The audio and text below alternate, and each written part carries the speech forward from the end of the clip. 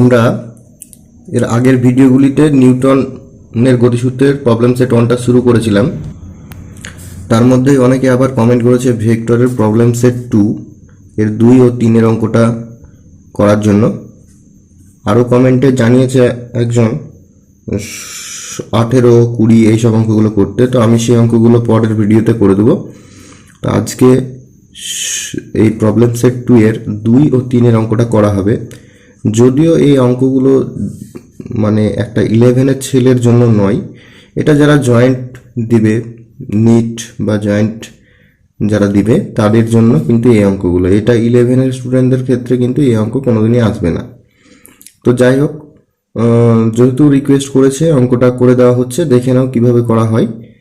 তো দেখো, প্রথমে 2 এর অঙ্কটা কি আছে, এ একটা ভেক্টর 3i প্লাস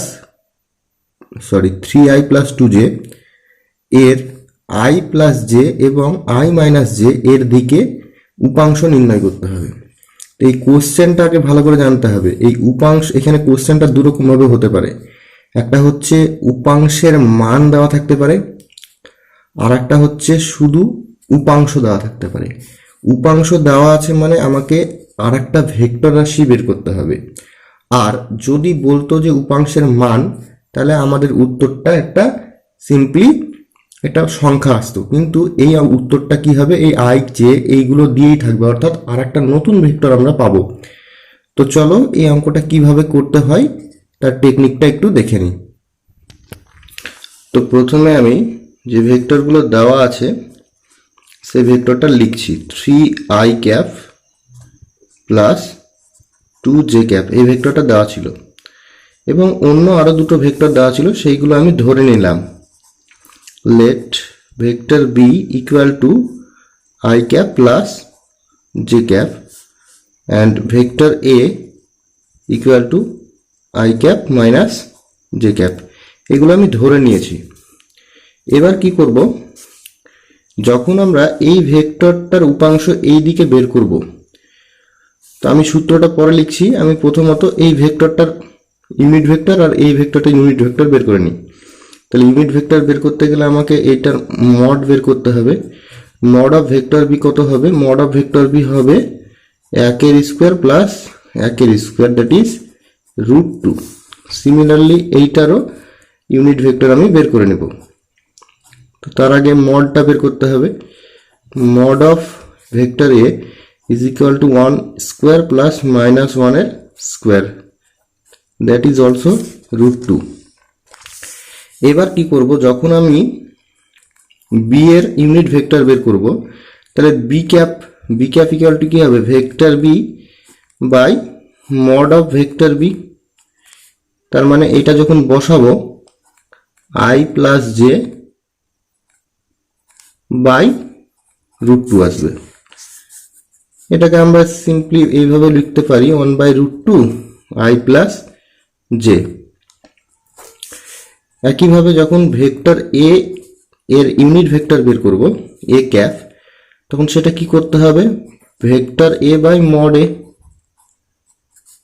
সেটা কি হবে i মাইনাস জে বাই তার মড হচ্ছে √2।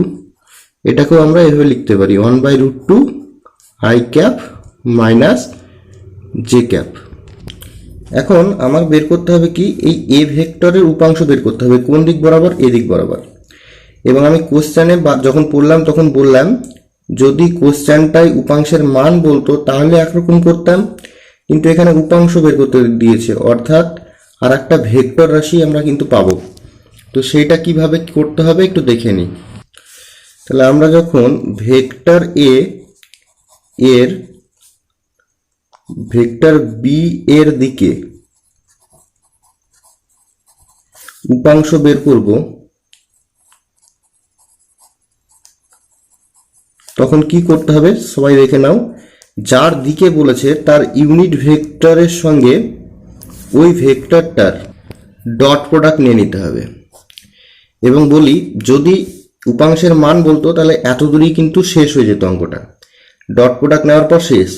কিন্তু এখানে উপাংশ বের করতে দিয়েছে, অর্থাৎ আর একটা ভেক্টর আমাকে বের করতে হবে। এবং সেই ভেক্টরটা কোন দিকে হবে, বি এর দিকে, তাই বি বরাবর ইউনিট ভেক্টর দিয়ে এটাকে গুণ করে দিতে হবে এখানে। আচ্ছা, এইখানে মধ্যে কিন্তু ডট বা ক্রস কিছুই হবে না, তার কারণ বুঝতে পারছো এই দুটো থেকে একটা স্কেলার কোয়ান্টিটি আসবে।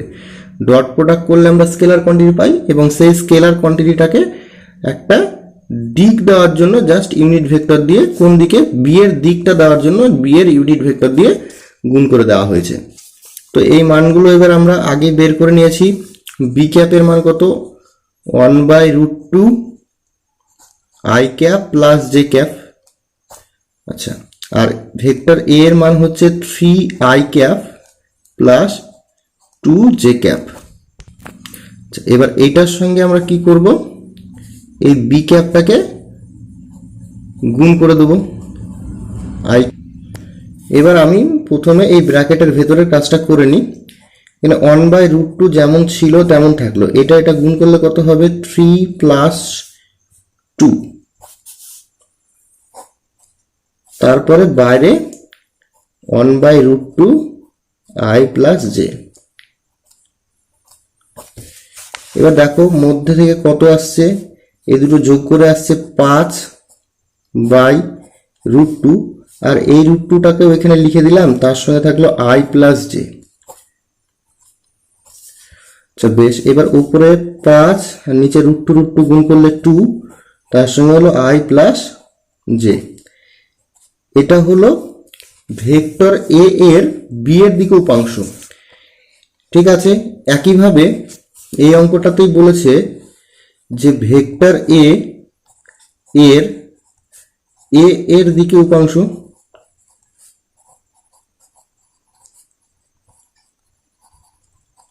সেটা বের করতে গেলে কি করতে হবে, এ ক্যাপ দিয়ে প্রথমে ভেক্টর এ কে ডট প্রোডাক্ট করে নিতে হবে, তারপরে এ ক্যাপ দিয়ে আবার গুণ করতে হবে। তো এখানে যদি শুধু উপাংশের মান বলতো তাহলে এইটা করতে হতো না, এই এ ক্যাপটা নিতে হতো না, শুধু এইটুকু করলেই হতো। কোশ্চেনে কিন্তু উপাংশের মানও আসতে পারে, তখন এই এ ক্যাপটা বসাবে না। আর যদি শুধু উপাংশ দেওয়া থাকে তাহলে এটা গোটাটাই করতে হবে। তাহলে এ ক্যাপের মান কত এসছে, এ ক্যাপের মান এসছে 1/√2 i cap minus J cap, আর তার সঙ্গে এটা 3i cap plus 2j cap বসিয়ে দিলে, এবং এটাকে পুরোটাকে একটা ব্র্যাকেটের মধ্যে ঘিরে দিয়ে বাইরে এ ক্যাপের মান আবার বসিয়ে দেবে। বাইরে এ ক্যাপের মান কত এসছে, 1/√2 i cap minus J cap. এবার এটাকে ক্যালকুলেশন করো, দেখো কত আসছে, 1/√2 থাকলো, এটা গুণ করলে হচ্ছে 3 - 2, বেশ, তার সঙ্গে বাইরে 1/√2 আই মাইনাস জে, এটা পড়ে থাকলো, ক্যাপগুলো দিতে হবে। এবার এটা দেখো বিয়োগ করলে কত আসছে, 1/√2, তার সঙ্গে এই √2 নিচে ছিল গুণ হয়ে গেল, তার সঙ্গে থাকলো I cap plus J cap. তাহলে এটা গুণ করলে 1/2 আই ক্যাপ প্লাস, সরি এটা মাইনাস হবে, minus 1/2 I cap minus J cap. তাহলে এই হলো তোমার প্রবলেম সেটের 2-এর দাগের অঙ্কটা। এবার 3-এর দাগের অঙ্কটা কিভাবে বা কি আছে একটু দেখে নি, চলো। 3-এর দাগের অঙ্কটা বলেছে একটি বল vector f = 2i plus 3j minus k একক এবং সরণ vector d = 3i plus 4j plus 2k একক এর মধ্যবর্তী কোণ কত, অর্থাৎ f আর d এর মধ্যবর্তী কোণ বের করতে হবে। তারপরে বলেছে ডি ভেক্টর এর ওপর f ভেক্টরের অভিক্ষেপ কত, অভিক্ষেপের ইংলিশ হচ্ছে প্রজেকশন। তো এই অঙ্কটা কিভাবে করতে হবে দেখে নি। আচ্ছা, আমরা সকলেই জানি মধ্যবর্তী কোণ কিভাবে বের করতে হয়, এটা সকলেরই জানা আছে, আশা করি ওটা পেরে যাবে, তো তবুও করে দিচ্ছি, চলো। তো প্রথমে তোমরা দেখতে পাচ্ছ যে 3-এর দাগের অঙ্কটা করার সময় আমাদেরকে যে ভেক্টর দুটো বলা আছে, এটা বল ভেক্টর, এটা দূরত্ব ভেক্টর। তো সেই দুটো টুকে নিয়েছি, দিয়ে আমরা প্রথমে যেটা করব সেটা এই দুটো ভেক্টরের ইউনিট ভেক্টরটা বের করে নেব। তো ইউনিট ভেক্টর বের করার জন্য আমাকে কি করতে হবে, প্রথমে এটার মডটা বের করতে হবে। তাহলে এটা থেকে কত আসবে, 4 প্লাস এটা হবে 9 প্লাস 1। আমি ডাইরেক্টলি করে দিলাম, অন্যান্য অঙ্কগুলোতে পুরো করে দেওয়া হয়েছে। তাহলে এটা কত হচ্ছে 13 একে 14 রুট ওভার 14।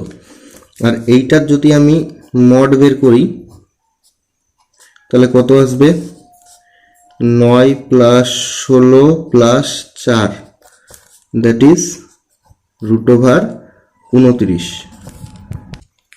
আচ্ছা আপাতত এইটুকুই থাক, ইউনিট ভেক্টরটা এখন বের করছি না।